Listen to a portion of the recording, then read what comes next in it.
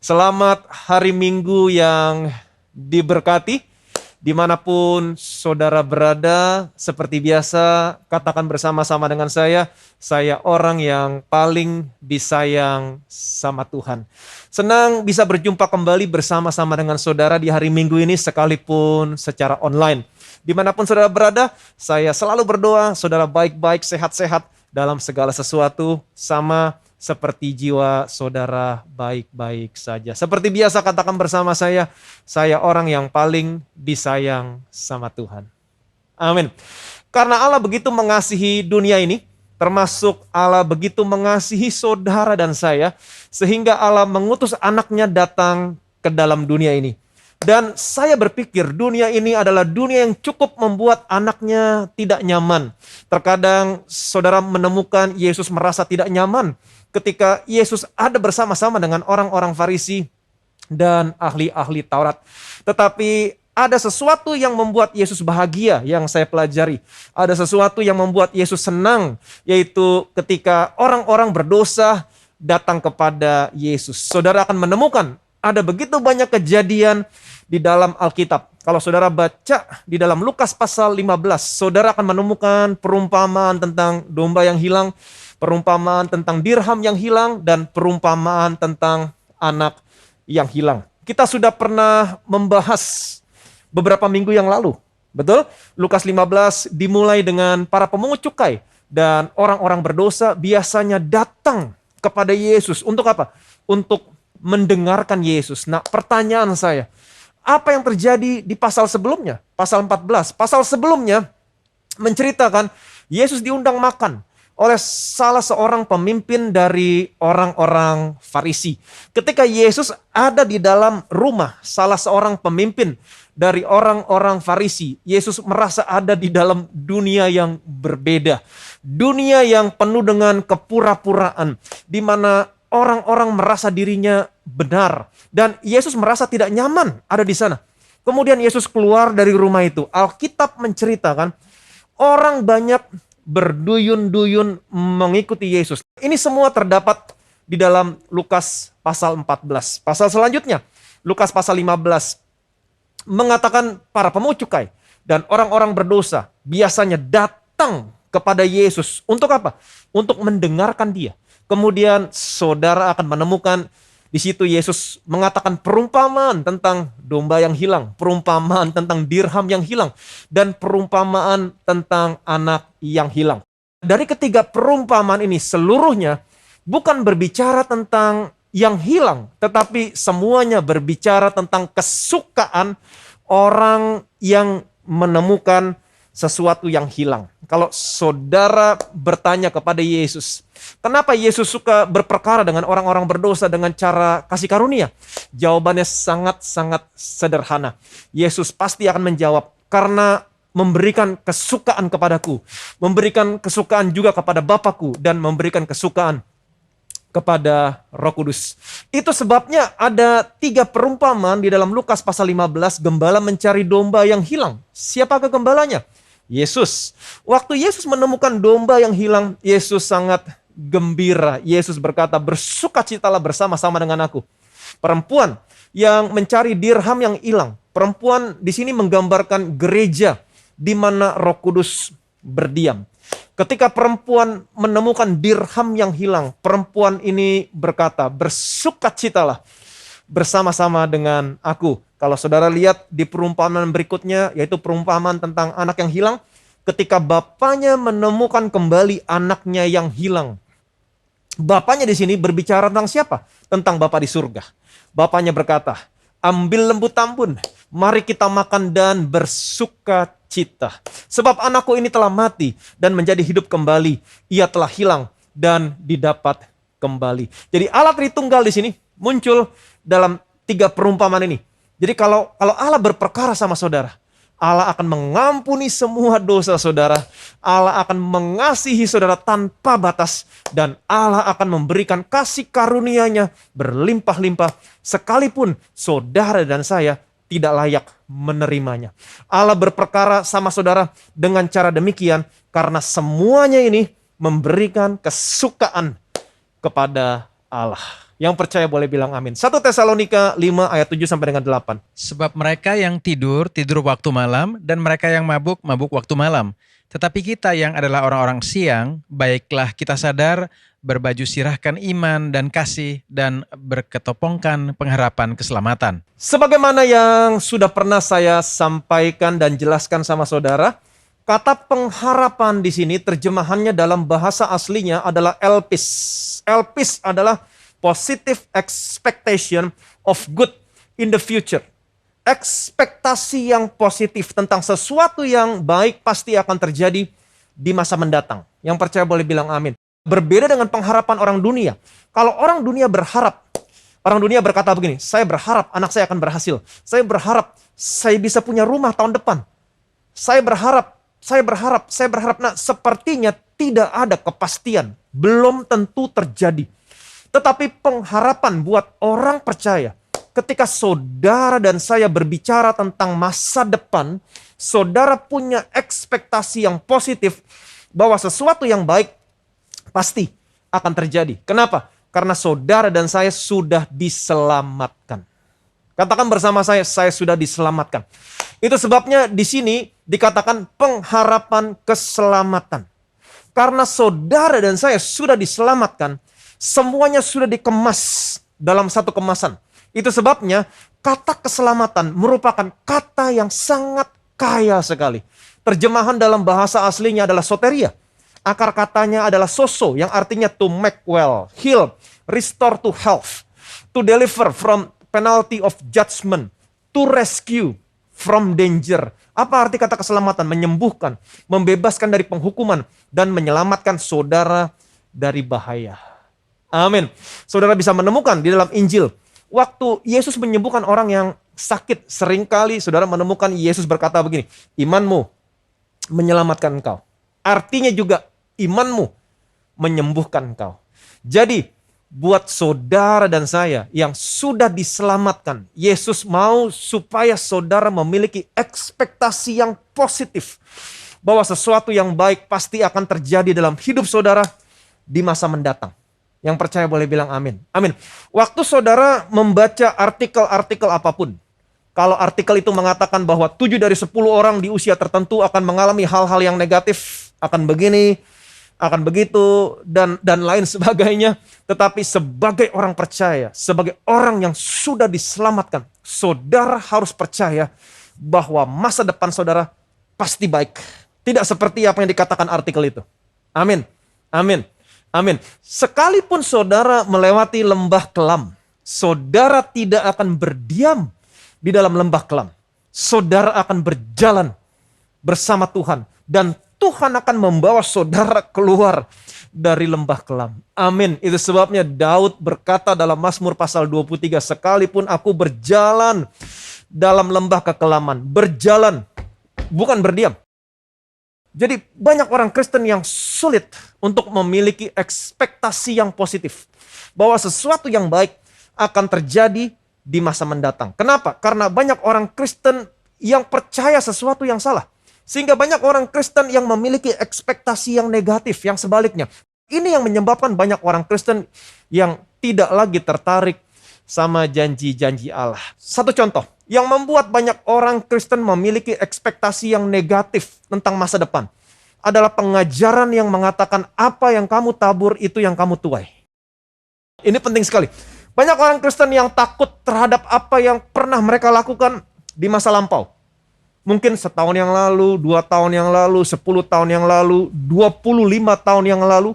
Sehingga mereka memiliki ekspektasi yang negatif bahwa suatu hari nanti sesuatu yang buruk akan datang. Saya akan menuai apa yang pernah saya tabur. Kalau saudara masih memiliki pikiran yang demikian, perhatikan baik-baik, bagaimana mungkin saudara bisa memiliki ekspektasi yang positif bahwa sesuatu yang baik pasti akan terjadi di masa mendatang? Ini yang menyebabkan saudara tidak lagi tertarik terhadap janji-janji Allah dalam hidup saudara. Karena saudara percaya sesuatu yang salah. Betul, Alkitab mengatakan apa yang kamu tabur, itu yang kamu tuai. Ada begitu banyak contoh.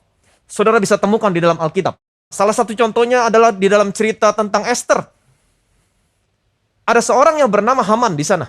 Haman sangat membenci orang Yahudi. Sehingga Haman berencana untuk membinasakan orang-orang Yahudi. Alkitab menceritakan, Haman juga berencana membunuh Mordekai. Siapa Mordekai? Mordekai adalah pamannya Esther. Dan Haman sudah merencanakan untuk membunuh Mordekai dengan membuat tiang. Untuk apa? Untuk menggantung Mordekai.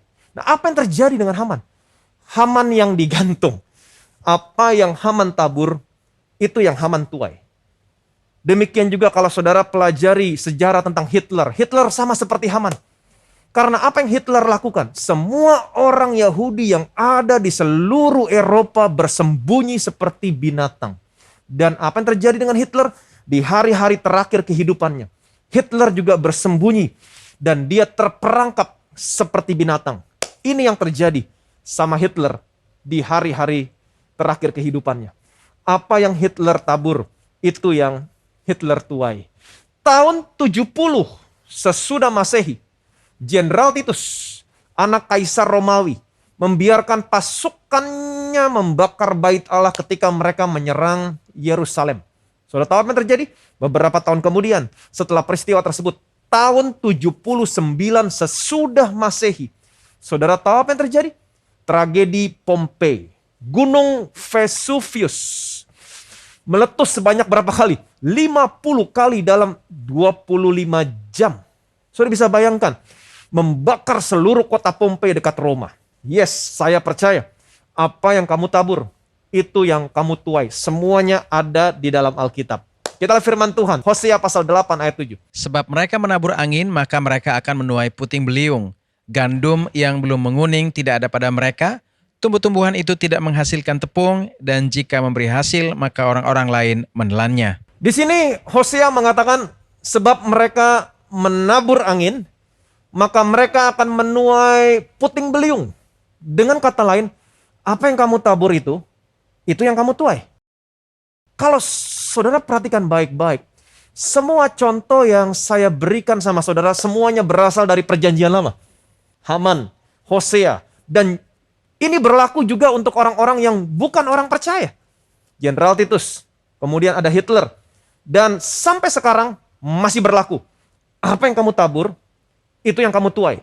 Baik ataupun yang buruk. Tetapi saya mau kasih tahu, ini semua berlaku buat orang-orang yang ada di luar Yesus. Bagaimana dengan orang-orang yang ada di dalam Yesus?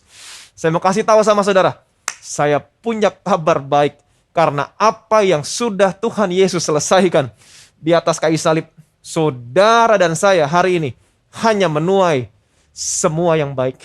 Yang percaya boleh bilang amin. Bukan berarti saudara bisa berbuat seenak-enaknya. No.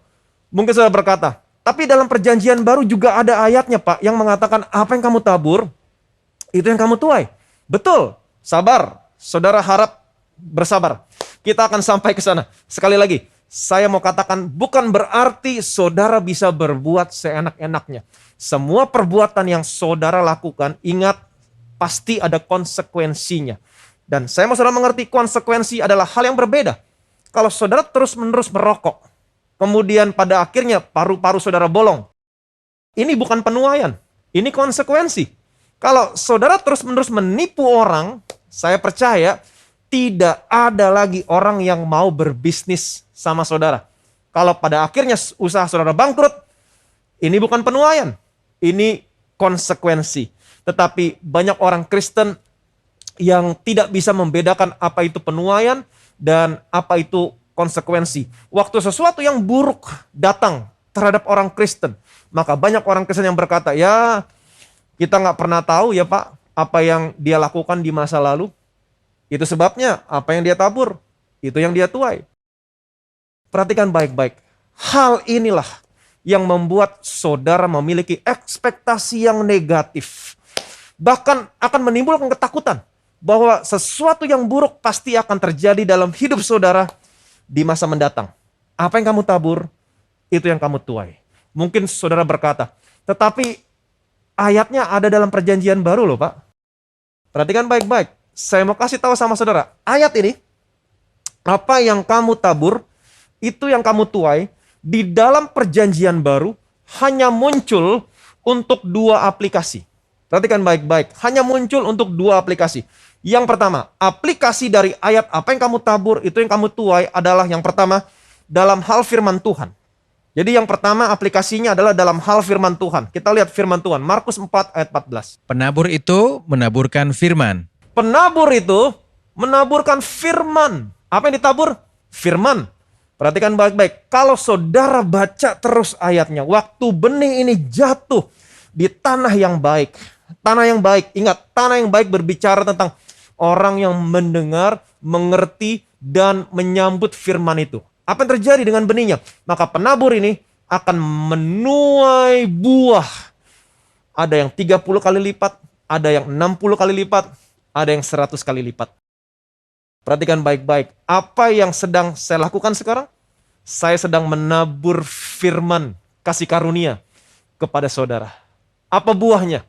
Perhatikan baik-baik. Apa buahnya? Kisah Para Rasul, pasal 20 ayat 32. Dan sekarang aku menyerahkan kamu kepada Tuhan dan kepada firman kasih karunia-Nya yang berkuasa membangun kamu dan menganugerahkan kepada kamu bagian yang ditentukan bagi semua orang yang telah dikuduskannya. Saya percaya sekarang saya sedang menabur firman kasih karunia di tanah yang baik.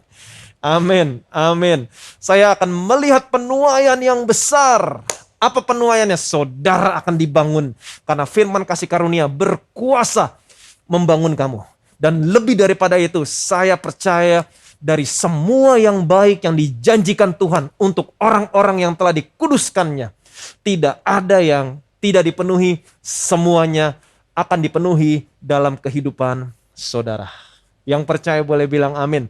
Yang kedua, perhatikan baik-baik. Aplikasi dari ayat apa yang kamu tabur itu yang kamu tuai adalah dalam hal memberi. Jadi yang pertama dalam hal firman, yang kedua dalam hal memberi. 2 Korintus pasal 9 ayat 6 sampai 7. Camkanlah ini, orang yang menabur sedikit akan menuai sedikit juga, dan orang yang menabur banyak akan menuai banyak juga.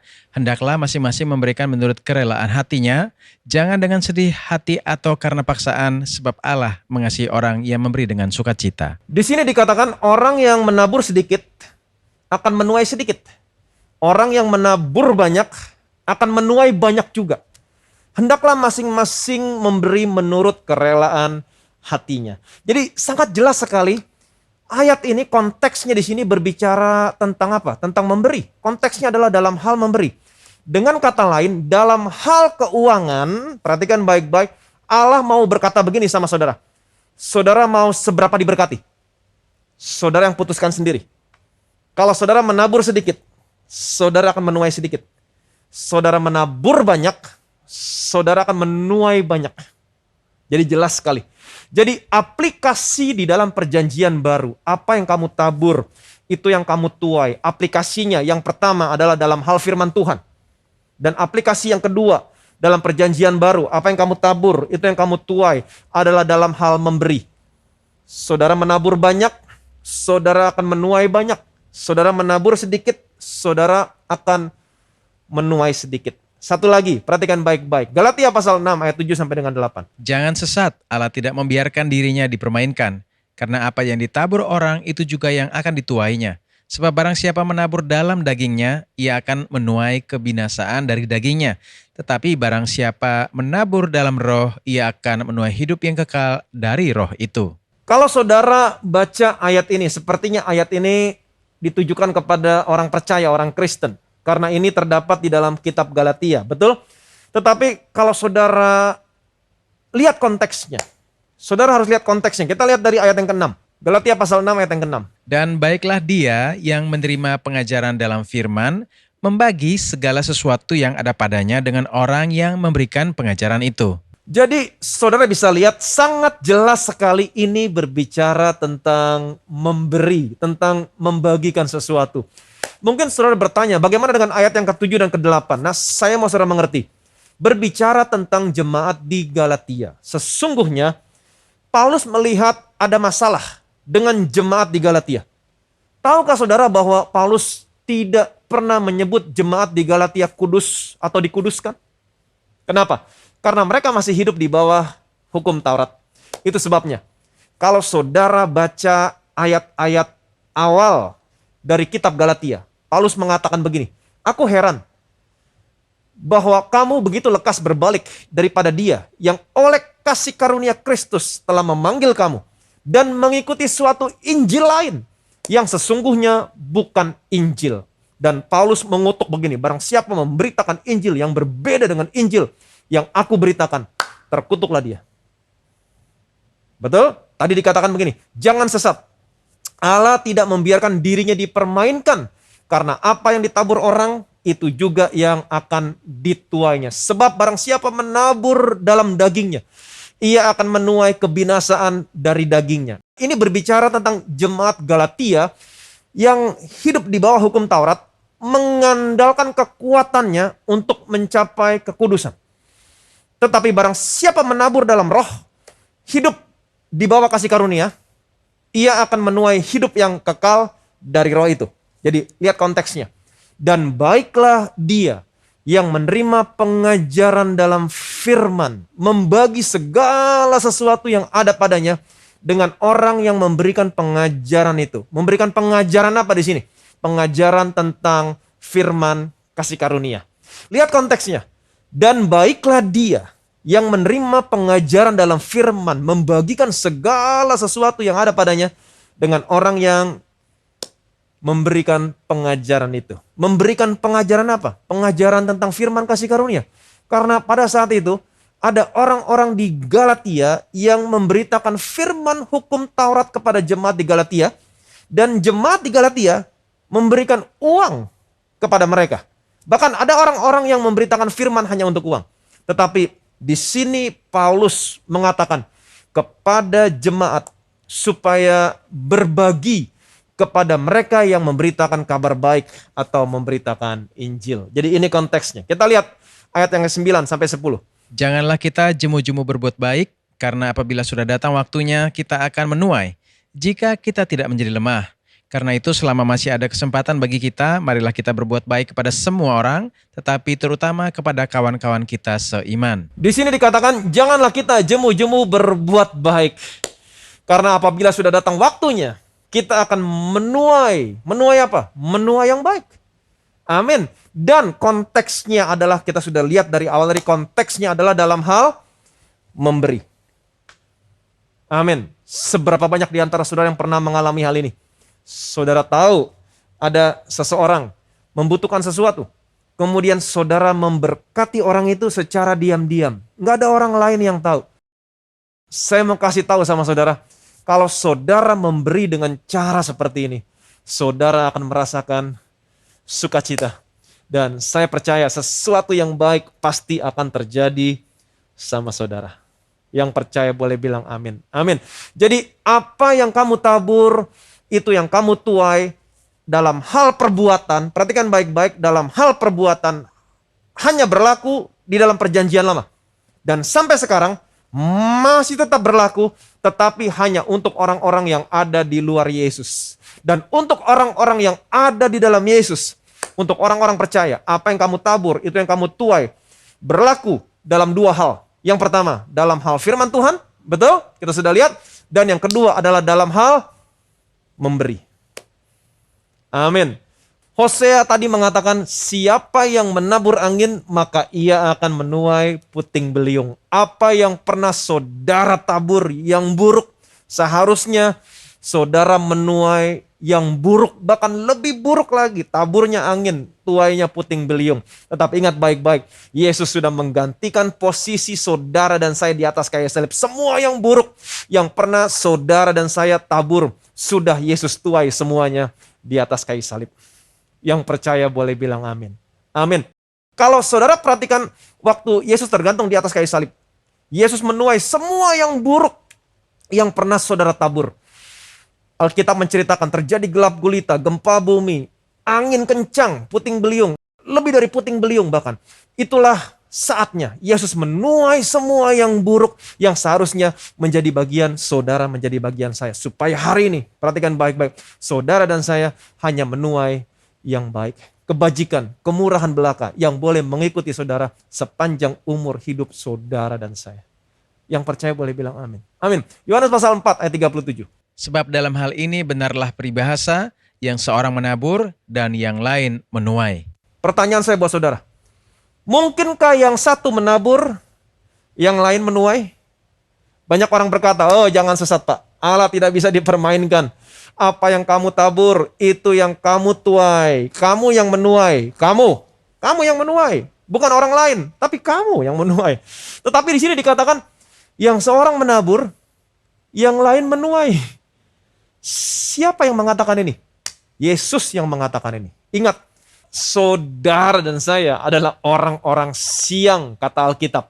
Baiklah kita sadar, berbaju sirahkan iman dan kasih, dan berketopongkan pengharapan keselamatan. Nah, apa definisi orang-orang siang?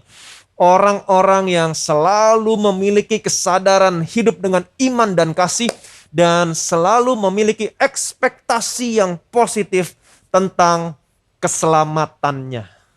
Yang percaya boleh bilang amin. Nah, banyak orang Kristen yang mencoba untuk mencopot ketopong keselamatan orang Kristen yang lain.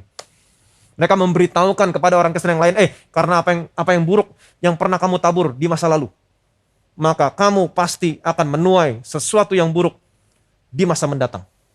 Banyak orang Kristen yang memberitahukan orang Kristen yang lain tentang hal ini. Ini akan merampok pengharapan mereka sebagai orang percaya. Banyak orang Kristen yang menggunakan ayat ini untuk menghakimi orang Kristen yang lain. Tetapi hari ini, saya mau kasih tahu sama saudara, saya tidak peduli apapun yang pernah saudara lakukan di masa lalu, sekalipun saudara pernah melakukan sesuatu yang salah, sesuatu yang buruk, hari ini saudara tahu kebenarannya, dan kebenaran ini akan memerdekakan saudara. Hari ini akan menjadi hari yang baru buat saudara. Amin. Kalau ada di antara saudara yang belum menerima Yesus sebagai Tuhan dan Juru Selamat, hari ini terima Yesus. Kalau dulu saudara pernah berbuat sesuatu yang buruk atau pernah berbuat sesuatu yang salah, kalau saudara mau menerima Yesus sebagai Tuhan dan Juru Selamat saudara, saudara tidak akan pernah menuai apa yang buruk yang pernah saudara perbuat di masa lalu. Kenapa? Karena yang seorang menabur, saudara menabur, dan seorang lain akan menuai. Yesus menuai. Kabar baik? Amin. Kalau saudara sudah menjadi orang percaya atau menjadi orang Kristen, apapun yang buruk yang pernah saudara tabur atau saudara lakukan di masa lalu, ingat baik-baik, sudah Yesus tuai semuanya di atas kayu salib. Supaya hari ini, setiap orang yang percaya kepada Yesus, saudara dan saya, akan menuai semua yang baik. Dan saya percaya dari semua yang baik yang dijanjikan Tuhan buat saudara, buat saya, tidak ada satupun yang tidak dipenuhi, semuanya akan dipenuhi. Diberkatilah saudara, diberkatilah saya yang ada di dalam Tuhan Yesus Kristus. Yang percaya boleh bilang amin. Amin. Saya punya satu kesaksian. Saya akan bacakan buat saudara. Shalom.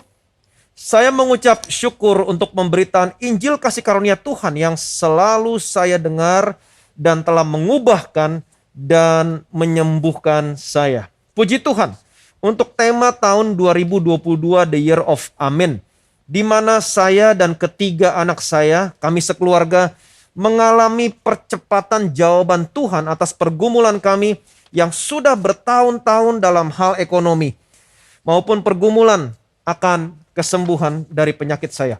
Sejak setahun yang lalu, saya dan anak saya selalu mengikuti ibadah online Bethesda Church. Pada saat itu, kami begitu khawatir akan keadaan ekonomi yang tidak menentu, kondisi kesehatan yang juga menyesakkan. Dan puji Tuhan, Tuhan membukakan jalan untuk kami mendengarkan khotbah Injil kasih karunia melalui Bethesda Church yang disampaikan oleh Pastor Ivan. Kami mengikuti perjamuan kudus, memberitakan kematian Tuhan seperti yang selalu diingatkan, dan memberi porsi yang lebih. Yang pertama kepada perjamuan kudus, kami berdoa, baru makan obat. Kami menerima perjamuan kudus terlebih dahulu, baru setelah itu kami makan obat. Puji Tuhan, mujizat Tuhan dinyatakan bagi saya. 20 tahun yang lalu saya pernah operasi tumor yang sudah sangat besar, dengan berat lebih daripada 1 kilogram, dan setelah dioperasi, saya tidak pernah check up lagi. 2 tahun yang lalu saat saya melakukan medical check up, dokter mengatakan bahwa tumornya tumbuh kembali sebesar sekitar 4 sampai 3,5 cm. Saya terus berdoa. menerima perjamuan kudus. Dan setelah saya check up lagi, puji Tuhan, sudah bersih, tumor saya hilang tanpa harus melalui operasi. Puji Tuhan. Saya mengucap syukur bahwa Tuhan Yesus begitu baik dan mengasihi saya. Saya percaya bahwa saya adalah anak yang paling dikasihi Tuhan Yesus. Saya teringat pada saat saya hamil anak kedua, saya tiba-tiba lemas dan setelah check up ternyata ada tiroid. Dan saat mau dioperasi ternyata saya mengalami hipertensi. Dan puji Tuhan, saya tidak jadi operasi. Pada akhirnya saya hanya menjalani terapi obat-obatan. Dan anak saya sekarang selalu mengikuti ibadah online Bethesda Church. Puji Tuhan. Bahkan di saat pandemi seperti sekarang ini, Tuhan memberkati kami dengan sebuah tempat usaha yang baru.